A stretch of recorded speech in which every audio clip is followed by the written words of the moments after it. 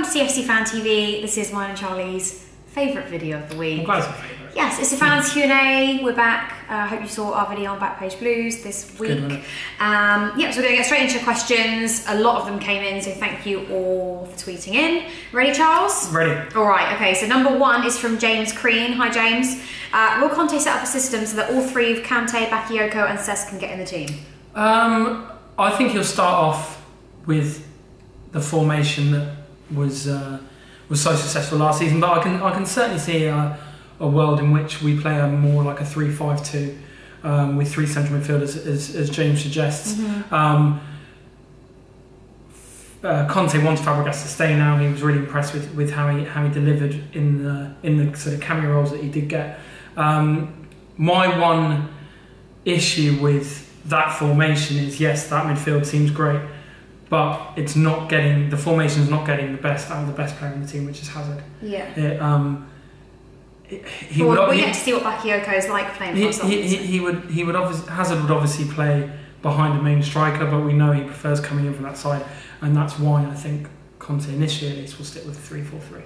Okay. Next question then. Andy Hall. Hi, Andy. Oh no, he's nice. Yeah, he's great.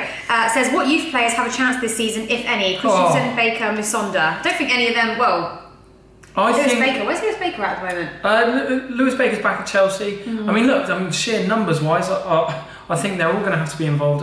Musonda actually will be in the first team squad. He's been given a squad number. Good. 17, I think. And Christensen, I think he'll be involved as well. We're talking about bench initially, no? Yeah, definitely for both of them. Mm. Lewis Baker kind of remains to be seen, but I mean, we're going to be playing so many games, and Chelsea have three central midfielders at the club at the minute. Yeah. You know, so we've loaned Loftus-Cheek out, we've sold Chalobah. So as it stands, Baker has to be involved. Yeah. Okay. Next question. Dave Hill says our squad is incredibly thin. Are you worried going into Europe next season? Which is quite. I think to be fair for me actually. Go on. With Europe, I'm only going to be concerned if we cannot get a decent striker in time. Otherwise, I think we've got some decent options. We have. No, I mean, I am worried actually. I think. Today, I mean, this will obviously change before the end of the transfer window. Will probably change the next couple of weeks. Chelsea have 14, 15 senior outfield players. It's really got to that point because we're letting so many go. I mean, and that's obviously if you say the Matic is off and Costa's definitely off, which we kind of know to be the case. Zuma's going to go out on loan. Which is such a shame. I love Zuma. I know you, but me. I want to see Zuma get a chance elsewhere and chance to get regular football under his belt. So with the added games, you're going to be playing better teams, different styles of teams. I certainly think we need a lot more bodies and quickly. Yeah, well, we definitely need a striker, that's for sure, because we're not going to win any Champions League without a striker. The Drogba days are gone, I'm afraid. Okay, next question then, which is going quite further down. CFC news and views. Haven't heard from you before. What would be the perfect summer transfer window for you? Striker for me. Yeah, definitely. I mean, I'd say two strikers, to be honest. I'd say one of their top targets as a striker, whether it's Aubameyang or Belotti or Morata, I'm not so sure. Another one, maybe Llorente or Benteke or someone who gives us another option.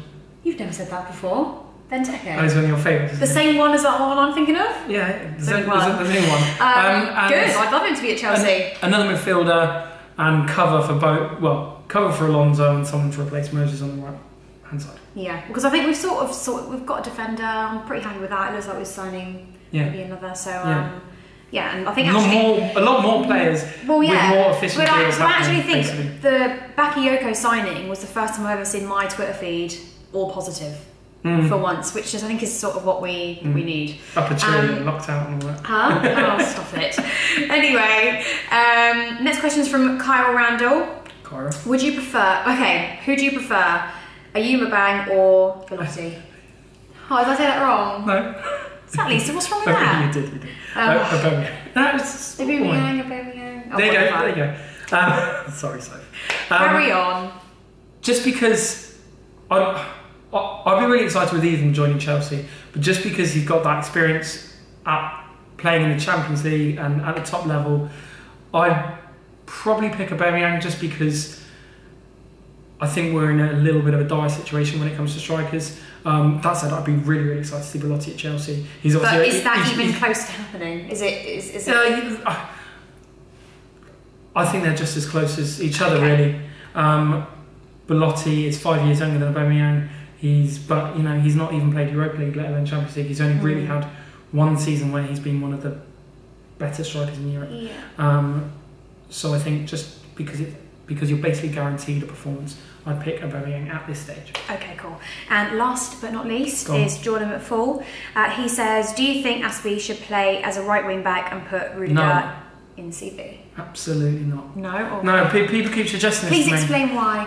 I just think it'd be lunacy. I think Azpilicueta, I'd say, was the best defender in the Premier League last season, let alone Chelsea. Playing where he was, which was as a right-sided centre-back, I think that position is basically tailor-made for him.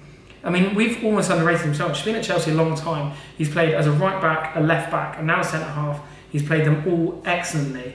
I think as he comes to this stage of his career, I think he needs to be given...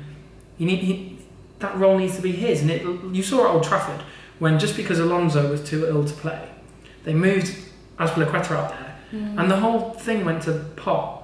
Right, tits up, as Charlie would say.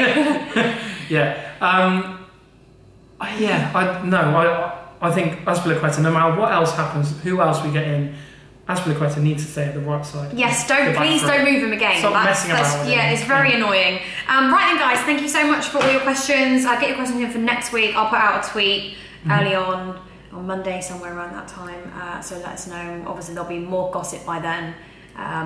Never know, we might be signing Messi next week. You just don't know these days, do you? Well, make sure you watch and find out, because that's going to happen. Yeah, alright, comment below though on any of the questions you've heard, and what will be the perfect summer transfer window for you.